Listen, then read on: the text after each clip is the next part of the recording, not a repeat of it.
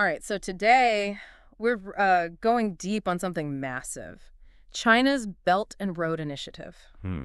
It's hard to grasp the scale. We're talking 147 countries, Wow. two-thirds of the world's population, Incredible. and a whopping 40% of the global GDP, bigger than any empire in history. And it's not just size. The Belt and Road Initiative, BRI, it shows how China wants to redefine global trade Yeah, and change geopolitics. It's like watching a new world order. exactly. To help us unpack all of this, we've got this explainer from the Council on Foreign Relations. Great source. They're known for their unbiased and in-depth foreign policy analysis. So for those who may be new to this, can you give us a quick rundown of what the BRI actually is? Imagine like a huge network of roads, railways, pipelines, shipping routes, all stretching from Asia to Europe and beyond. That's the BRI, basically. It's this huge infrastructure project that China launched back in 2013, designed to connect the world in a way we've never seen. Now, the name Belt and Road isn't just a catchy phrase, right? It seems to be a nod to the ancient Silk Road. Right. What's the connection? Yeah, the name is a direct callback to that historical Silk Road. And you need to understand that link to get the BRI's ambition. The original Silk Road wasn't just about moving goods. Right. It was a network for cultural and economic exchange across continents. Yeah. China wants to revive and expand that concept, but globally, with the BRI. Okay, so China's putting trillions into this. What's the motivation? I feel like it's more than just goodwill, right? You're right. There are economic and geopolitical reasons driving the BRI. Let's start with the economic reasons. Okay. China wants to boost its trade, find new markets for its goods, and address its domestic economic issues. They're particularly concerned about something called the middle income trap. The middle income trap. Interesting. What's that? Yeah, so the middle income trap is when a country reaches a certain income level, but then struggles to move to high income status. This happens when growth slows down due to things like rising wages and production costs, which makes them less competitive. China's very aware of this trap and sees the BRI as a way to break free from it by creating new opportunities for growth and innovation. So securing long-term economic prosperity.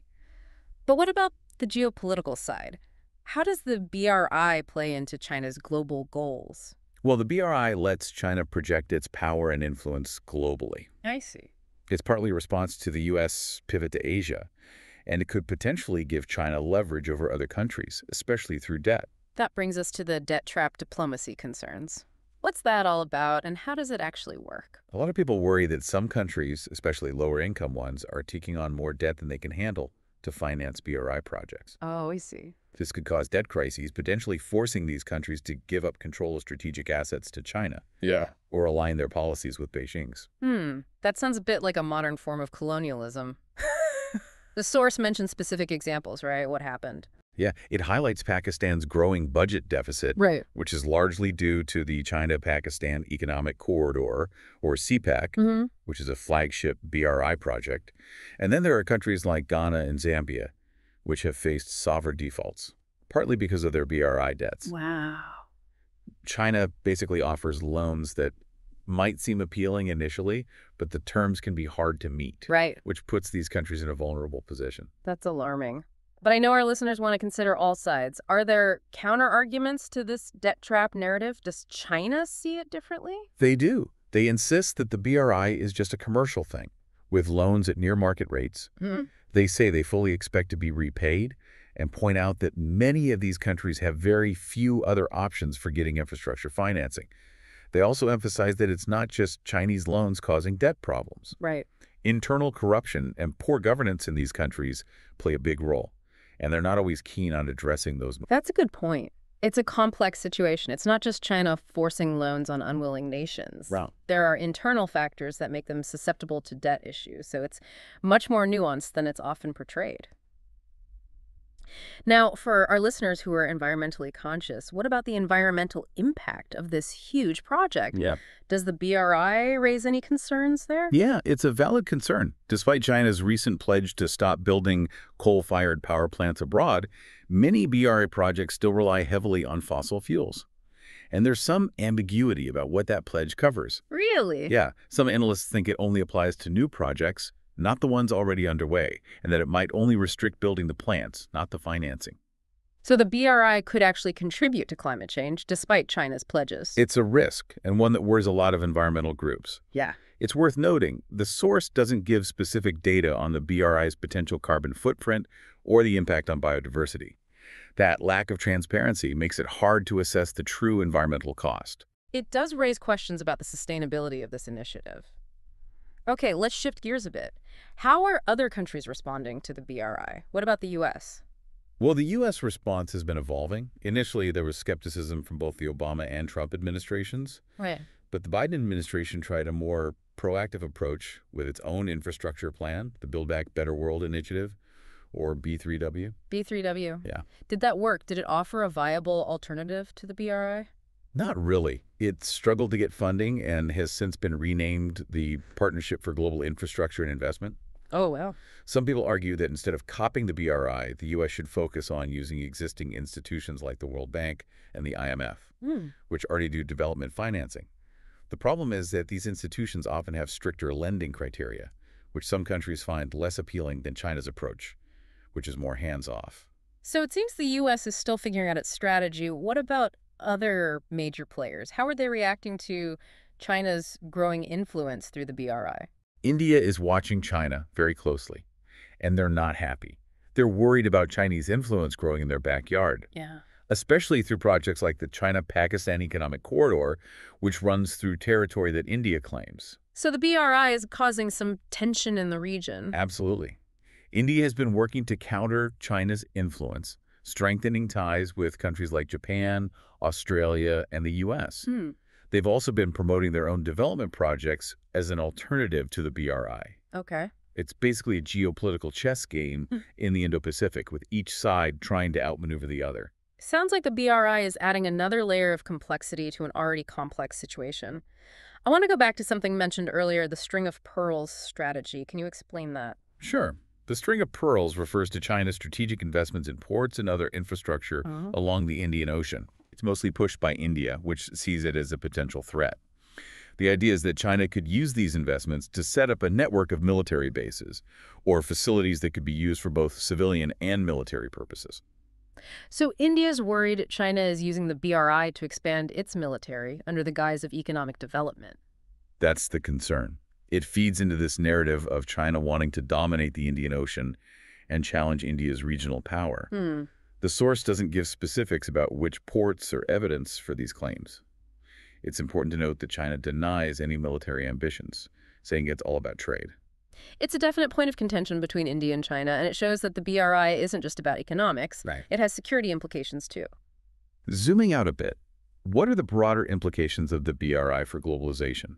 Is it pushing us towards more interconnectedness, or is it actually leading to fragmentation? That's the big question. The BRI is complex and could go either way. On one hand, it's connecting countries and regions that were previously isolated, making trade easier and creating new opportunities. In that sense, you could say it's a force for globalization. For sure. But there's also the concern that it's mostly serving China's interests Okay.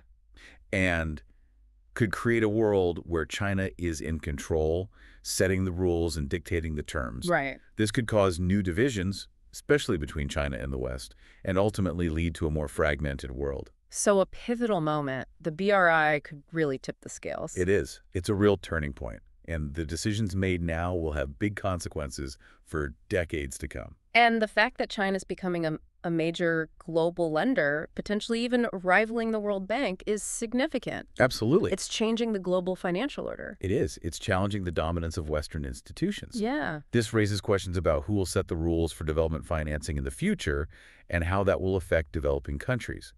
Some argue that China's approach, focused on infrastructure and with fewer conditions, could be good for countries that haven't been able to get financing from traditional institutions. Others worry about the lack of transparency and accountability that comes with Chinese lending. So potential benefits and risks to this shift. Exactly. It's something to watch carefully as it develops. For our listeners trying to understand all this, what should they be looking for as the BRI evolves? What are some red flags that things might be heading in a bad direction? I think one of the most important things is to look at how these BRI projects are being implemented on the ground. Are they actually helping local communities? Are they creating jobs and boosting the economy? Or are they mainly serving Chinese interests? with little benefit to the host countries. So look beyond the big picture and see what's happening to people. Exactly. We need to look at the real outcomes, not just the promises. Another thing to watch is the geopolitical dynamics. How are countries reacting to China's growing influence? Are we seeing new alliances forming or old rivalries getting worse? And of course, the debt issue. We need to see how much debt these countries are taking on and if they can repay it without losing their economic independence. Absolutely. The potential for debt traps is real, and it's crucial to understand the loan terms, what happens if a country can't pay back the loan, and the long-term effects on those countries' freedom. It's a lot to keep track of. The BRI is like this massive evolving experiment. Yeah, It could change the world as we know it. it's a great way to put it. And this deep dive is all about giving our listeners the knowledge and critical thinking skills they need to navigate this complex and changing landscape. Exactly. We want our listeners to be informed and engaged, able to understand these global developments and how they affect our lives. Let's go back to the environmental impact of the BRI for a moment. Okay. We touched on it earlier, but it's worth exploring more. What are some of the key environmental concerns associated with this initiative? One of the big concerns is increased carbon emissions. As we mentioned, a lot of BRI projects rely on fossil fuels, especially coal, which is a major contributor to climate change. And this is happening while we're trying to shift to cleaner energy globally. Yeah. Seems like a step backwards. It does. While China has promised to stop building new coal-fired power plants abroad, there are still many projects in progress or planned that could add a lot to global warming. And it's not just carbon emissions. The BRI raises concerns about things like biodiversity loss, deforestation, and pollution. A whole range of environmental risks. Yeah. Large-scale infrastructure projects often disrupt ecosystems and can have a devastating impact on wildlife and natural habitats. The challenge is to balance the need for economic development with the need to protect the environment. Sounds like finding that balance is crucial for the BRI to succeed in the long term. It is. If it causes a lot of environmental damage, it could outweigh any economic gains. Exactly. Sustainable development is crucial. It ensures that economic progress doesn't destroy the planet.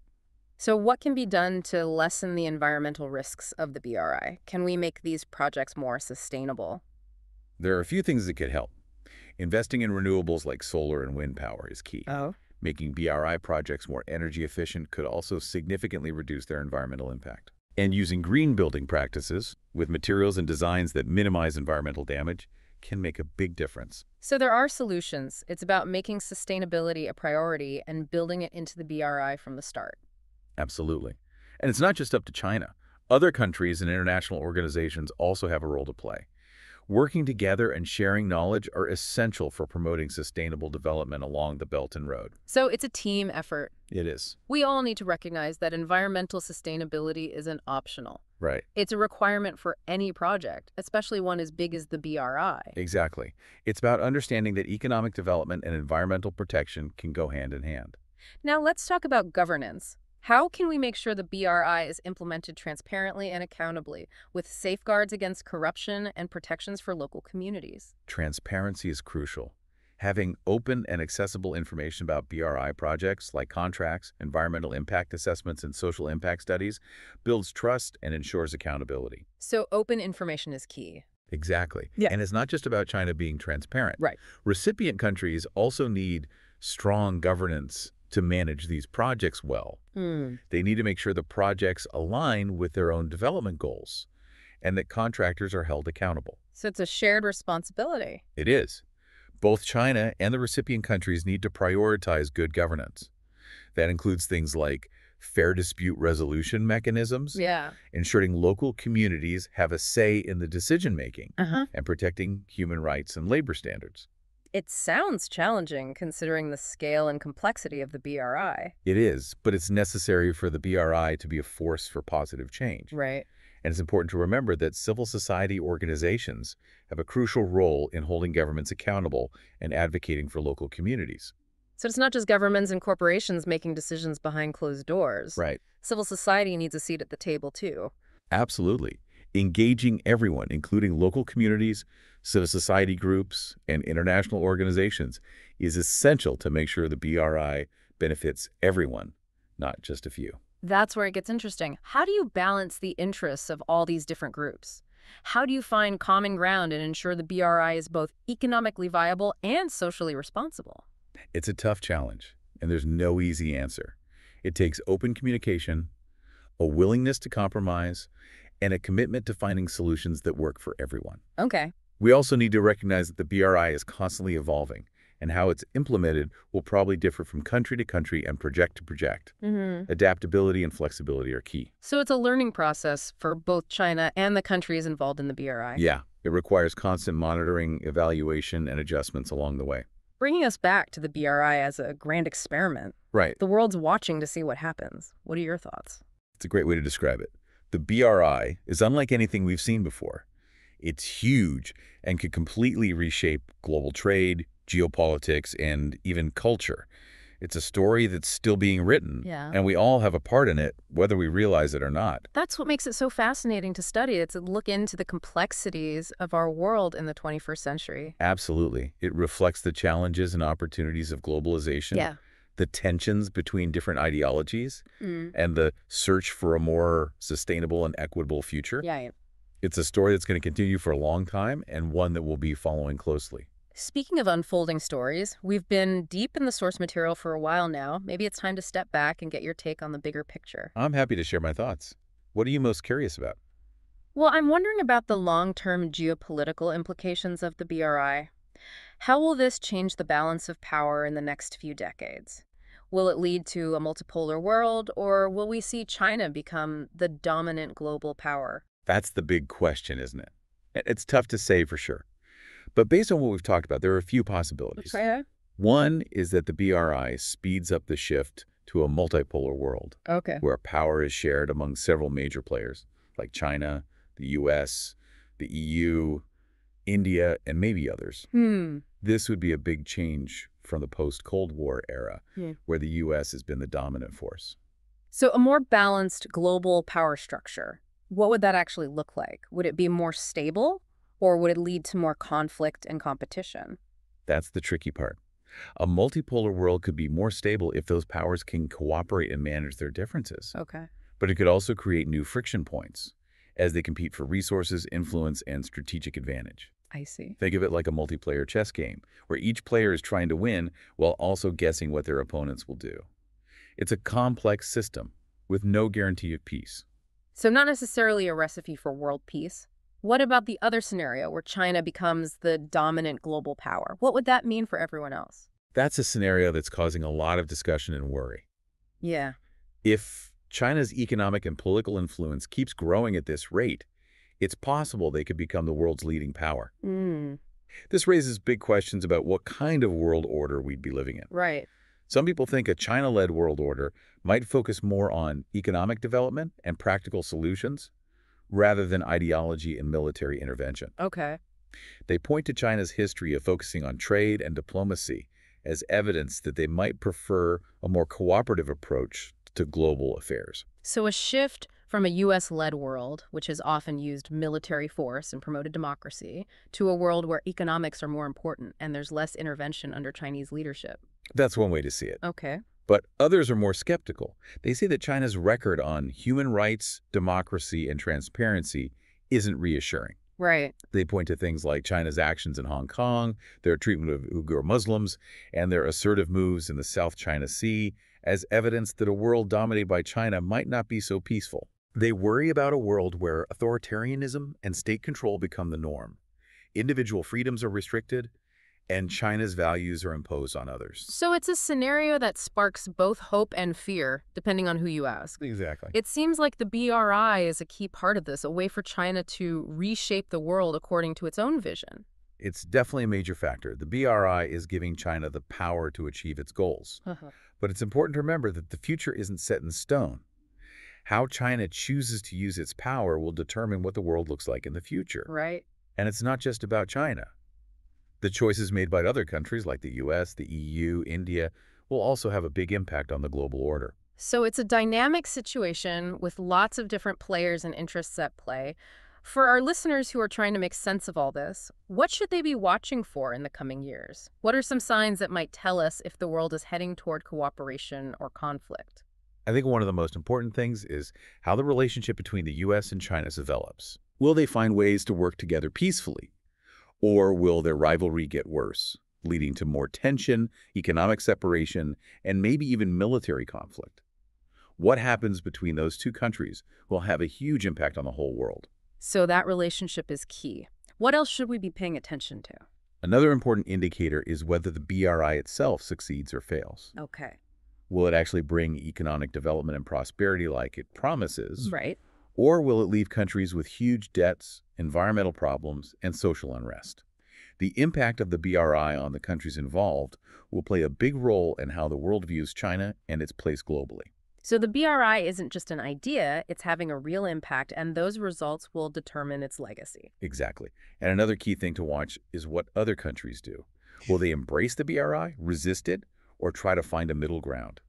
Will they come up with their own initiatives to counter China's influence?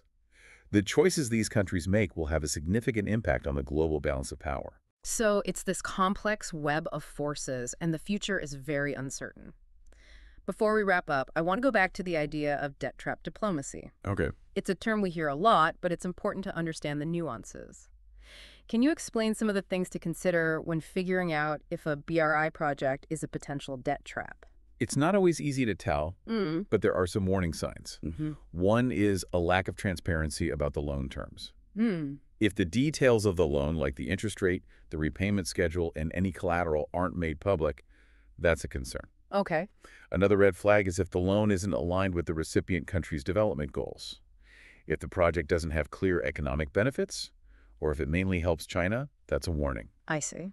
And lastly, if the loan is unsustainable, meaning the recipient country probably won't be able to repay it without hurting its economy, that's a major problem. So it's not just about the amount of debt, but also the circumstances surrounding it. Exactly. It's about understanding why the loan was given, the terms that come with it, and what could happen to the recipient country.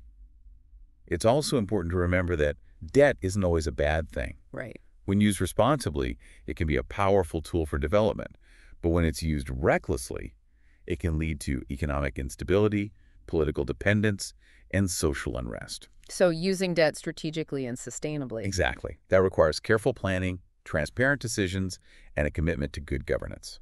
Now, as we wrap up our deep dive, I'm curious about something we haven't discussed yet. The cultural implications of the BRI. We talked about economics and geopolitics, but what about the impact on culture and society? It seems like such a huge project would inevitably have cultural effects. You're right. The BRI isn't just about building roads and bridges. It's about connecting people and cultures in new ways. Right. This could lead to more cultural exchange, understanding, and appreciation. Imagine more tourism, student exchanges, collaborations in art and science, and the sharing of ideas and perspectives. The BRI could create a richer and more interconnected cultural landscape. That sounds positive. It does. But are there also potential downsides to this cultural exchange? Could it have unintended consequences? There are always risks with rapid cultural change. One concern is cultural homogenization, where dominant cultures, especially Western and Chinese, spread their influence. This could lead to a loss of cultural diversity and a weakening of local traditions and identities. I see. Another worry is cultural clashes, as people from different backgrounds with different values and beliefs interact more closely. Yeah. This could lead to misunderstandings, tension, and even conflict. So it's a fine line to walk. How do you promote cultural exchange while also protecting diversity and preventing clashes? It takes sensitivity, respect, and a willingness to have open and honest conversations. It's about finding ways to share cultures without forcing them on others, to learn from each other without losing our own identities. Right. It's about recognizing that cultural diversity is a good thing, not a bad thing. Right. And that a world where different cultures can coexist and thrive is a better world for everyone. That's a powerful message, especially in our interconnected world. So as we wrap up our deep dive into the Belt and Road Initiative, what are your final thoughts for our listeners? What are the key takeaways? The Belt and Road Initiative is a huge endeavor, a bold experiment that's changing the world as we speak. It has the potential to bring many benefits, connecting people, boosting economies, and promoting cultural exchange. Right. But it also has significant risks, like debt burdens, environmental damage, geopolitical tensions, and cultural homogenization. The choices made by China, the countries involved in the BRI, and the global community will determine whether this initiative makes the world a better place or makes existing problems worse. The future is uncertain, and the BRI is a major force shaping that future. That's a powerful thought to leave our listeners with. It highlights how important it is to stay informed, think critically, and have constructive conversations about the kind of future we want.